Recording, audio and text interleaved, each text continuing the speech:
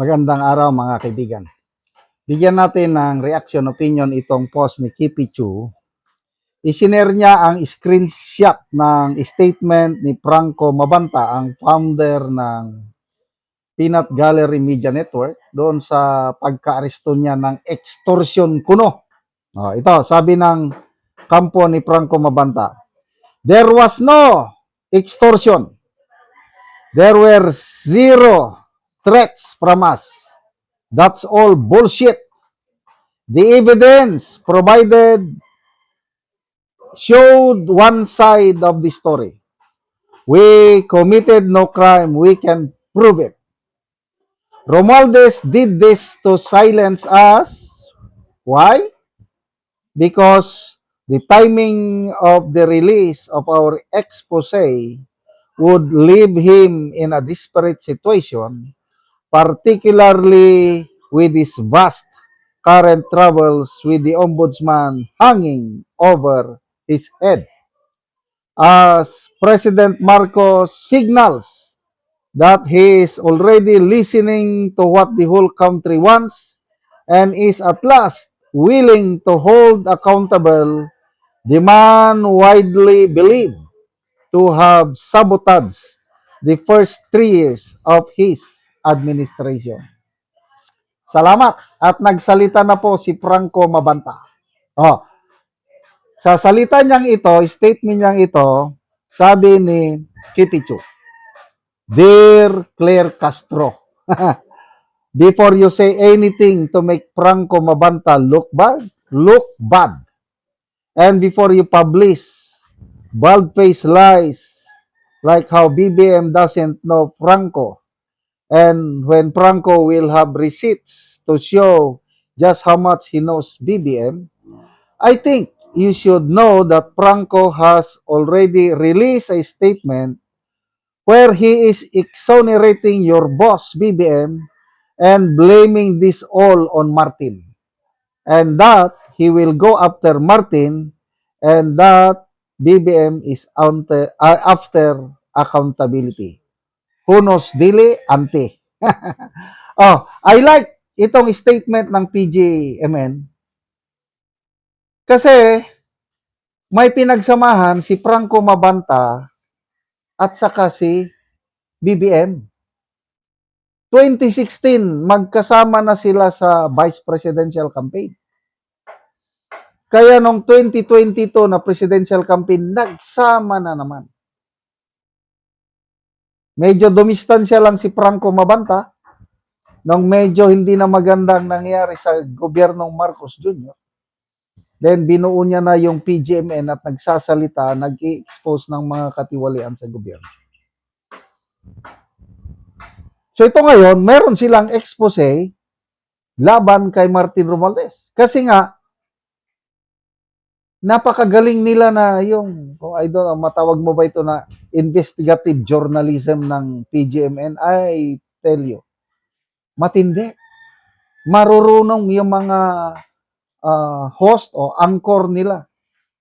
O yun, may i-release sila. Kaya itong nangyari, gusto nilang pigilan ang expose ng PGMN. And to me, personal opinion ko lang ito, naniniwala ako sa integrity ng PGMN. I might be wrong. Kailang, kanya-kanya lang opinion. Naniniwala ko na ang PGMN is just after the truth. Naniniwala ako ng PGMN is makabayan. Kapakanan ng taong bayan ang kanilang inuuna. Kaya ganyan sila. Sige, sampahan nyo ng kaso. At doon, hindi naman ibig sabihin na kung naaresto ka na ay may kasalanan ka na. It's only the court who can pronounce a person guilty or not guilty.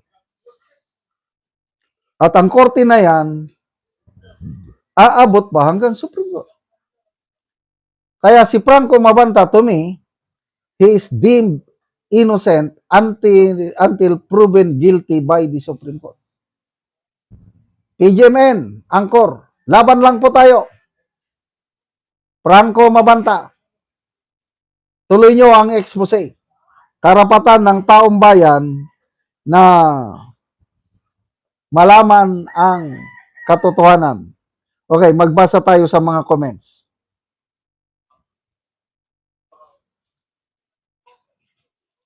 Siguro, sabi ni Tatak Duterte, siguro nasipa sa group chat itong si auntie nyo, palaging hindi updated ang luka-luka.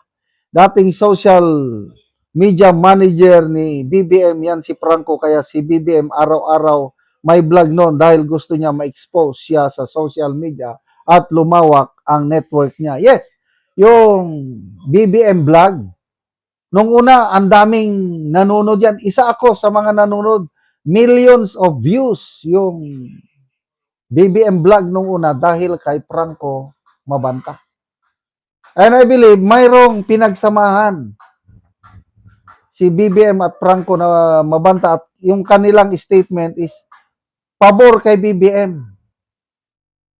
Ang accountability is now on Martin Romualdez sa flood control mess. Yun ang patunayan nila. Si BBM, gusto lang din niya na maisiwalat ang katotohanan. O di, pabor sa BBM administration ito.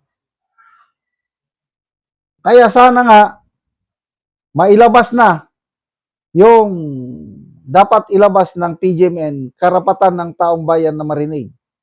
Hindi nyo yan mapipigilan. Kaya ang katotohanan parang liwanag. Tingnan nyo, madilim ang gabi. Kailang pagdating ng madaling araw, sisikat ng araw, aalis na yung dilim, liwanag. Hindi mo yan mapipigilan. Ganyan din dito ngayon sa nangyayari ngayon sa flood control scam. Kahit anong gawin nyo, lalabas at lalabas ang katotohanan.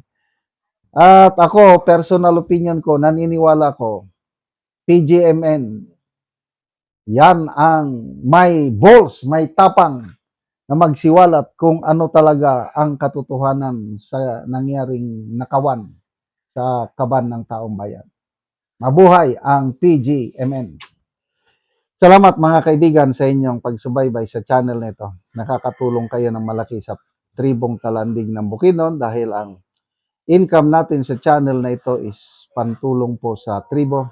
Namimigay tayo ng libreng yero at pako para makapagpatayo sila ng mas maayos na tirahan. Panoorin nyo ang video na ito. Karon mauna ni ang atop sa natagaan na mo og giro nga mga silupin lang in town.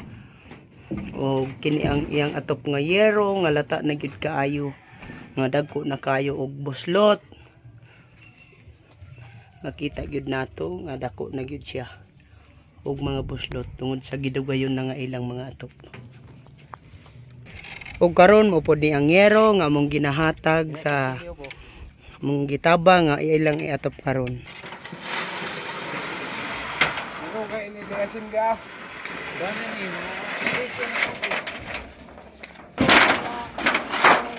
balik day din eh.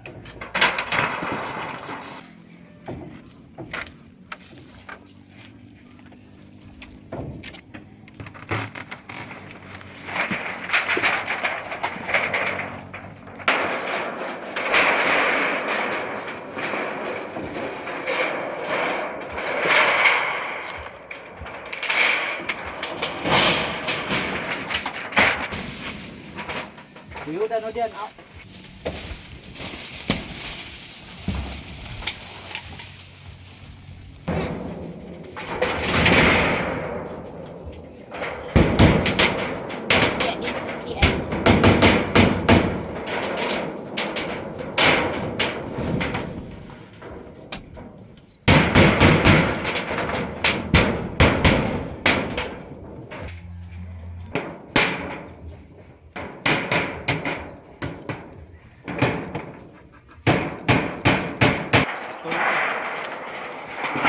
Ug karon naman na gyud sa pag-atop ang among ginatapang nga yero. So na pulihan na gyud tong ilang mga atop ganina. Sa naghatag og sin og salamat pod sa Ginoo nga dili na sad mi maulanan kay natagaan nami og sin.